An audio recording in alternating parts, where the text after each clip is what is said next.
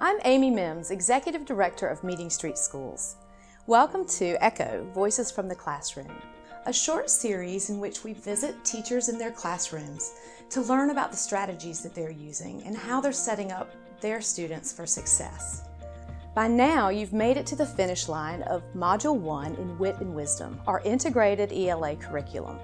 Considering Wit and Wisdom is packed full of opportunities for students to engage in meaningful Think, Pair, Shares, or TPS, today we'll dive a little deeper into that strategy. While many think TPS is a simple instructional routine, there's actually an art and a science to effectively executing it. When thinking about a TPS, consider the following. 1. Think time. Allow enough wait time for students to think about their answers. When I think about how much think time to give scholars before they do a think, pair, share, I really think about what the question they're going to be answering is and what the expected answer is. So if it's something short and factual, I don't give them that much wait time, but if it's something where they really have to infer or bring their own schema into it, I give them a little more think time to really be prepared to share with their partner. If you want to take the rigor up a notch, ask students to stop and jot down their answers prior to answering. Use a display timer to keep it moving at an appropriate pace. 2. Purposeful partnering. Make sure partners are carefully paired so that they can push each other's thinking.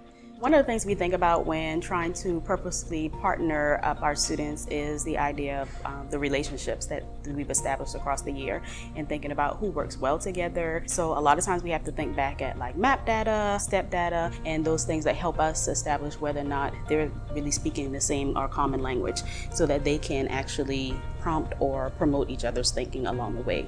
Determine partners prior to the lesson and display these partnerships so that students can quickly transition into groups. Ms. Jones and Ms. Mayu have created a short chant and movement to accompany many of the instructional routines in Wit and Wisdom. Think, pair, and share. 3. Fixed time. Predetermine how long it will take both partners to share. In our classroom, we try to make sure that each student gets an equitable time to share during a Think, Pair, Share. So typically what we will do is we'll set a timer, and when that timer goes off, the routine has already been in place that it's time for the next student to talk.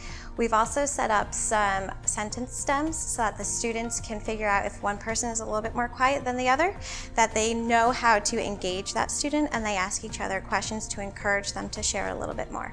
Keep it short and crisp, and set a display timer to keep students accountable for their airtime. 4. Equity of voice. Determine who will start the conversation and ensure both partners will have the opportunity to share.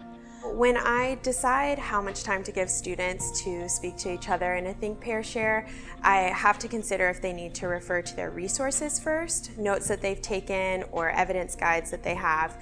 If it's just something that they're using for their own thoughts, then I give them about 30 seconds a piece, just so that it's quick and they're getting their ideas out. But if they have to reference resources, then I give them about a minute a piece, so that they have time to add evidence to the thoughts that they have with whatever the question may be. When working with younger students, help them determine who goes first to save time. Alert partners when the timer hits the halfway mark. Voice over and make sure that they are aware if their partner hasn't had a chance to speak, they should switch roles. If students finish early, encourage them to add on or revise their original answer. 5. Role of the teacher.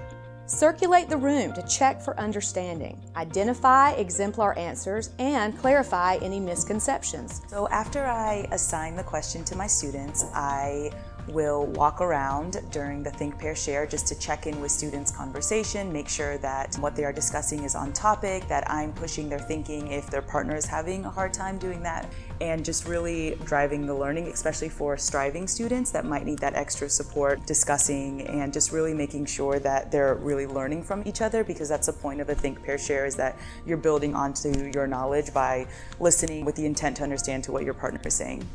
If you have an odd number of students, don't become one of the partners. Instead, make sure you create a partnership trio to keep you as the observer. 6. Post-discussion. Move on without having students share unless there's a need to clarify a common misunderstanding or to have a student share an exemplar. Pacing is key, and sharing after the initial share is often unnecessary.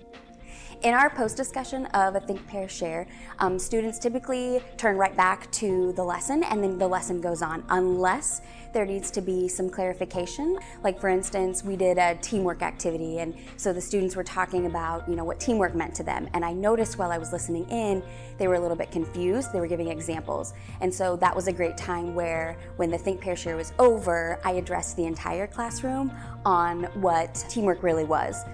Think, Pair, Share is such a powerful instructional tool. While there are so many components to consider in order to be effective, the most important piece is to bring the joy and have fun with your students as they learn. We look forward to seeing your children thinking, pairing, and sharing.